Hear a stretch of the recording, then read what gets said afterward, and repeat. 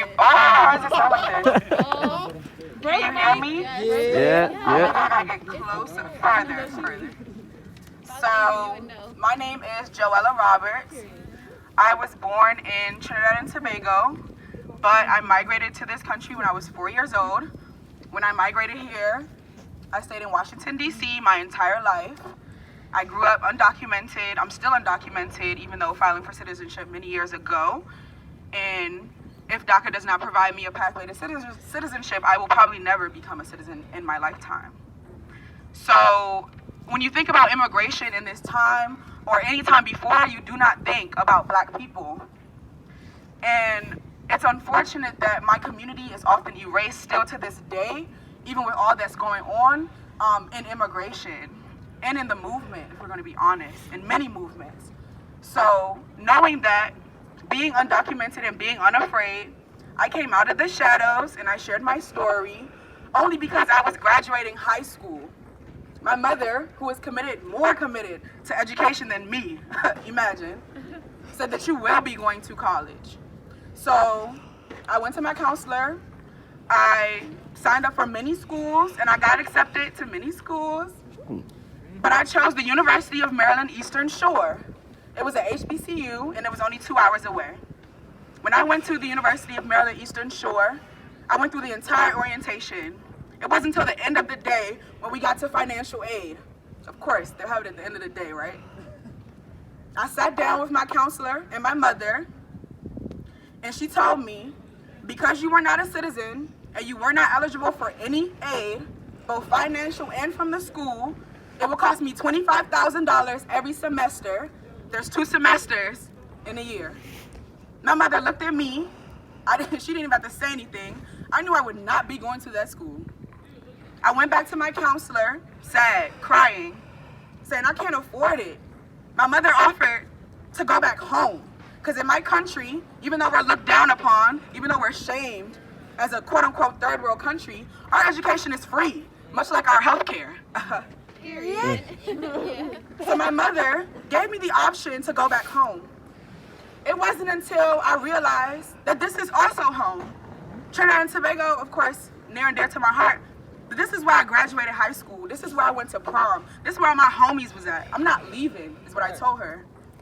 It wasn't until the first week of college that I found the University of the District of Columbia, founded in 1851, before slavery ended, for colored girls by Myrtilla Minor, that I have the honor to access higher education as an undocumented Black person before DACA.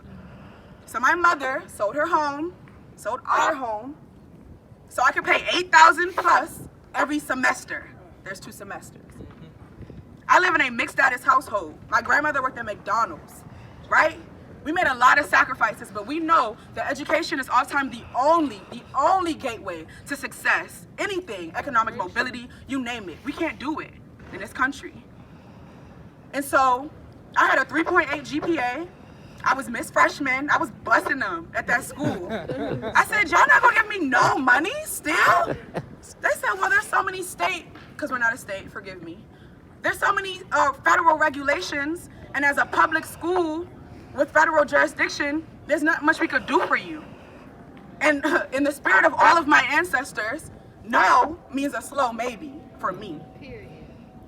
I rallied up all my undocumented friends and family. We had our undocumented, unafraid rally. The University of the District of Columbia is only one of 3 HBCUs that accept undocumented students, but we made it so that our university made preference for us. I also, on the side, work with ICE Out of DC Coalition, where we just successfully passed the Sanctuary Values Act, ending all collaboration with ICE, with all DC government agencies, including MPD, defund MPD. And so I also acknowledge that in the state of Maryland, only one city, Baltimore, is a sanctuary city. Only one city, Baltimore, which is 62% Black. So it's especially near and dear to my heart, because that means my people are getting free without even having to come out of the shadows. But as my friend who shared before, the conditions of Baltimore, it's a shame that a city who has little to none support from their government is still able to make stimulus checks for undocumented people.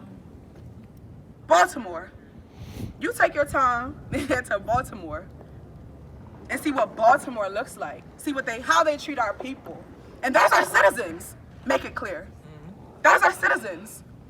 So this entire year and many, many years before, when we're comfortable taking billions and billions and billions of dollars from undocumented people like myself, over 11 million of us, but when time and crisis comes, we have no aid, both federally and from the state. Shame. Shame. Shame. Shame. Shame. And undocumented people, it's not just income taxes, right? You go to the store, there's sales taxes. There's so many different kinds of taxes. But at the beginning of the day, we should care about our communities. There's nothing that I can say to make you understand what it feels like to be undocumented in America. There's nothing that I can make you say to understand what it feels to be black in America if you're not that. There's nothing I can make you say, make you understand how it feels. But there are things that you could do. We're talking about higher education. That's my focus, my focal point, because I believe that it's not about respectability politics. You shouldn't have to access higher education to be respected. But if you want to go to college, you should be able to. No matter your skin, no matter where your mother birthed you, no matter your gender, your sex, your name, nothing should withhold you from that, much less public institutions. As in the ones I help fund with my undocumented dollars. That's funny.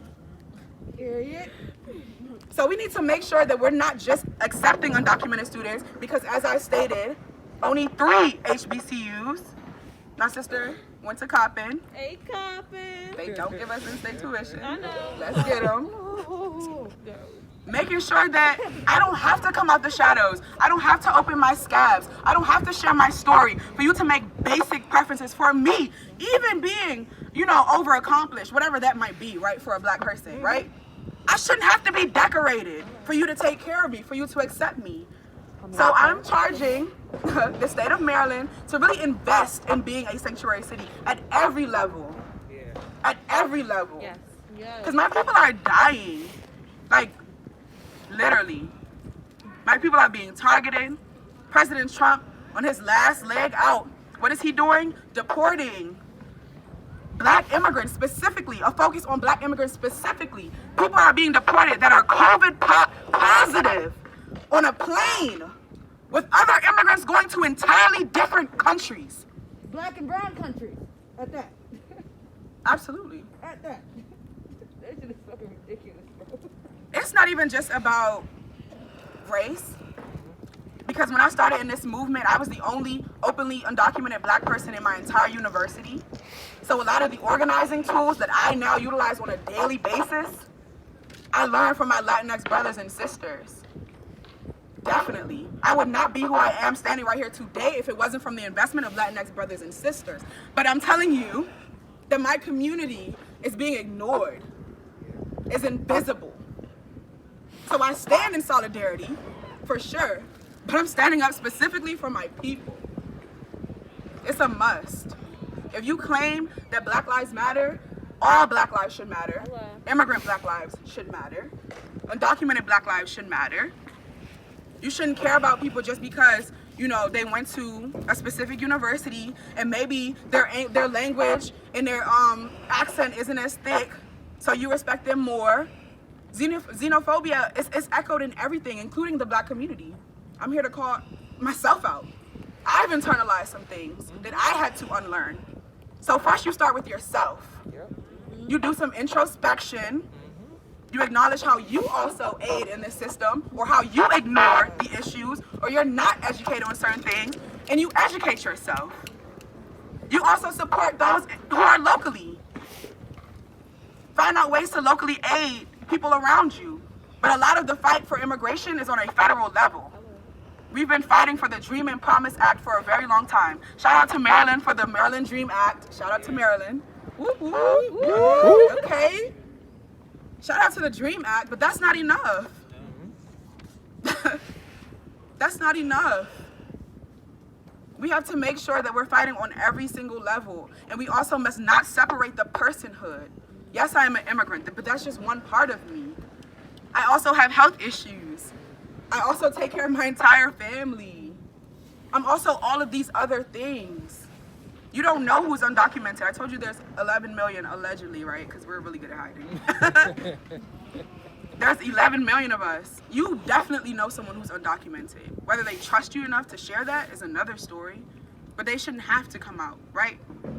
So making sure that, you know, all of our resources are accessible in this state is important for me. Making sure that we're concentrating on the most marginalized and those who are most pushed to the corners is important for me. Because once you do that, everyone is covered, literally.